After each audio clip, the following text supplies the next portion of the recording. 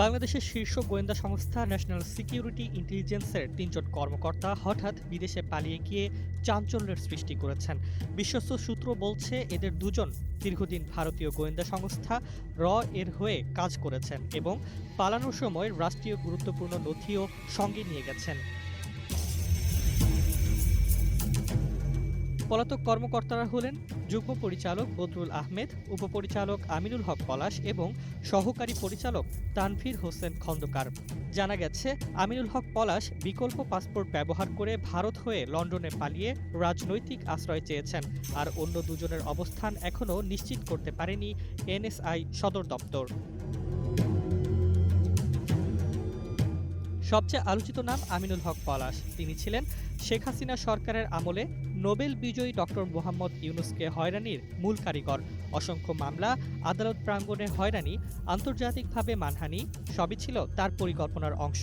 অভিযোগ উঠেছে, র এর হয়ে কাজ করার সুবাদে তিনি বহু গোপন তথ্য পাচার করেছেন। অন্যদিকে বদরুল আহমেদের দায়িত্ব ছিল ২০১৮ সালের রাতের ভোট এবং ২০২৪ সালের সাজানো নির্বাচনে কারচুপির তদারকি। এমনকি এনএসআই এর সাবেক ডিজি টি এম জোবায়েরের বিদেশের টাকা পাচারের সঙ্গেও তার সংশ্লিষ্টতা পাওয়া গেছে।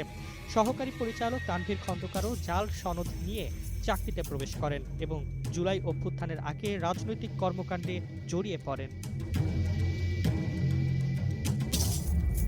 তাদের পালানোর পর এনএসআই কর্তৃপক্ষ বিষয়টি স্বীকার করেছে এবং জানিয়েছে তদন্ত চলছে। ইতোমধ্যে পররাষ্ট্র মন্ত্রণালয় তাদের কূটনৈতিক পাসপোর্ট বাতিল করেছে। পলাশের বিষয়ে ব্রিটিশ গোয়েন্দা সংস্থা MI6-কে অবহিত করা হয়েছে। এই ঘটনাকে কেন্দ্র করে প্রশ্ন উঠেছে, গোয়েন্দা সংস্থার ভেতরেই কিভাবে দীর্ঘদিন বিদেশি গোয়েন্দার এজেন্টরা সক্রিয় ছিল। এনএসআই বলছে, বর্তমান মহাপরিচালক মেজর জেনারেল আবু মোহাম্মদ সরওয়ার ফরিদের নেতৃত্বে সংস্থার ভাবমূর্তি পুনরুদ্ধারে কঠোর পদক্ষেপ নেওয়া হচ্ছে।